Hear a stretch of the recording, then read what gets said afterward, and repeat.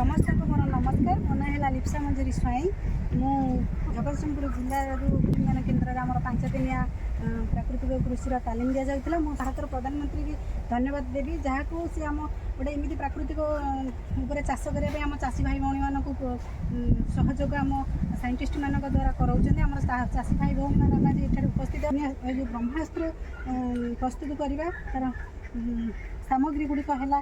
प्रथम आम 10 लिटर गोमूत्र नवा, माटी हांडी गोटे नवा, पिजुली पत्र 2 केजी नवा, निंब पत्र 3 केजी नवा, डालिंब पत्र 2 केजी नवा, आत पत्र 2 केजी नवा, अमृतभंडा पत्र 2 केजी नवा।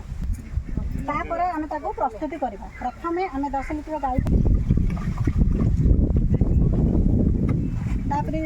रखी सारा निंब पत्र को आम दबा, पिजुली पत्र को दबा, डालिंब पत्र को दबा,